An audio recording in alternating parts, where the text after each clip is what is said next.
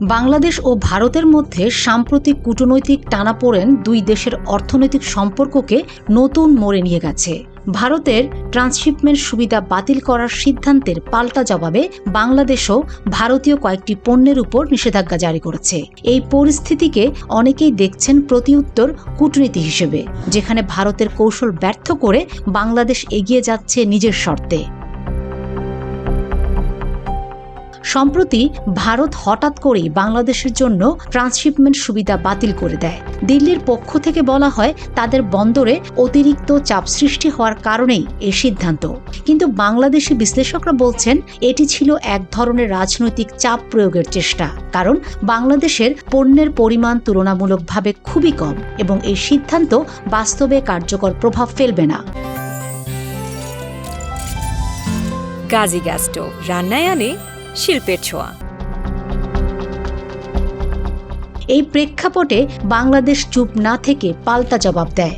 ভারত থেকে আমদানি করা কিছু গুরুত্বপূর্ণ পণ্যের উপর নিষেধাজ্ঞা জারি করে বাংলাদেশ, যার মধ্যে অন্যতম সুতা। বাংলাদেশি পোশাক খাতে ভারতীয় সুতার উপর দীর্ঘদিনে নির্ভরতা ছিল, তবে সরকারের মতে এই পদক্ষেপ মূলত স্থানীয় উৎপাদকদের সুরক্ষার জন্য। বাংলাদেশ সরকারের প্রধান উপদেষ্টা ডক্টর মোহাম্মদ ইউনূসের নীতিগত ভূমিকা এক্ষেত্রে বিশেষভাবে আলোচিত হচ্ছে। তিনি সম্প্রতি একাধিক কৌশলগত পদক্ষেপে ভারতীয় প্রভাব মোকাবেলায় সফল হয়েছেন বলে মনে করছেন রাজনৈতিক বিশ্লেষকরা।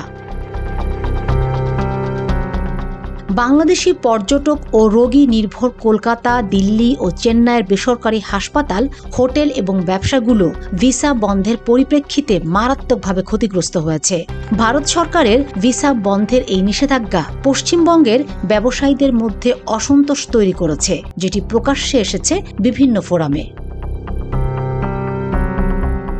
বিশ্ব রাজনৈতিক মঞ্চে আরও সক্রিয় ভূমিকা রাখতে বাংলাদেশ সম্প্রতি ICEP জোটে যোগদানের আগ্রহ প্রকাশ করেছে।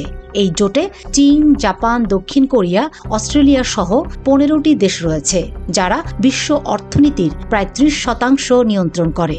এতে বাংলাদেশের জন্য নতুন বাণিজ্যিক দরজা খুলে যেতে পারে।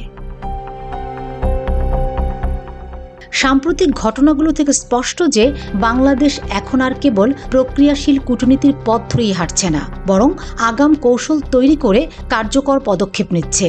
ভারতের মতো প্রভাবশালী প্রতিবেশী দেশকেও এই নতুন বাংলাদেশকে ভিন্ন দৃষ্টিতে দেখার সময় এসেছে।